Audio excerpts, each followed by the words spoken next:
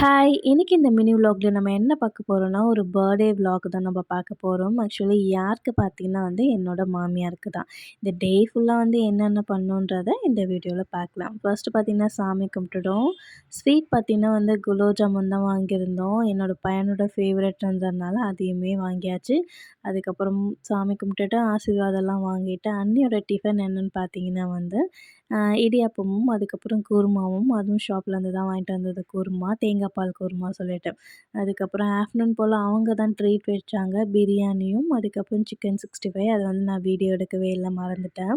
Evening போல பார்த்தீங்கன்னா அன்னைக்கு வீக் டேஸ்ன்றதுனால கோவில் போலாம். அதுக்கப்புறம் ஹோட்டல் போயிட்டு வரலாம்னு சொல்லிட்டு பிளான் பண்ணியிருந்தோம். ஆக்சுவலி எந்த கோவில் பார்த்தீங்கன்னா, எங்க வீட்டு நேர்ல இருக்க திருவேற்காடு தான் இருக்கு. ஸோ அங்கேயே போலாம்னு சொல்லிட்டு பிளான் பண்ணி போயாச்சு. அன்னைக்கு இப்போ தான் கும்பாபிஷேகம் முடிஞ்சிருக்கு இல்லையா? அதனால கூட்டம் கொஞ்சம் ஹெவியாவே இருந்த மாரி இருந்தது. அதுக்கப்புறம் ₹20 லைன்ல போயிட்டு, அதுக்கப்புறம் சாமிய நல்லாவே கும்பிட்டுட்டு வந்துட்டோம்.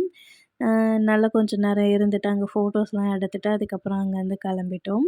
இப்போ பார்த்தீங்கன்னா, கோவிலே டோட்டலா சேஞ்ச் ஆன மாரி இருக்கு. கார் பார்க்கிங் வசதிலாம் பண்ணி குடுத்துருக்காங்க. ரொம்பவே நல்லா இருந்தது.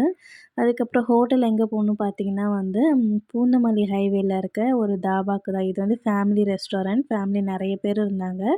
தாபா ஸ்டைல்ல இங்க பாருங்க கட்டில்லாம் போட்டு வச்சிருந்தாங்க. ஆனா இதுலலாம் உட்கார முடியல சாரி கட்டிட்டு போனனால. அதனால உள்ள டேபிள் மாரி இருந்தது. அங்க போயிட்டு அதுக்கப்புறம் சிக்கன் தந்தூரி, அதுக்கப்புறம் நானு, சிக்கன் கிரேவி அந்த மாரி தான் ஆர்டர் பண்ணோம்.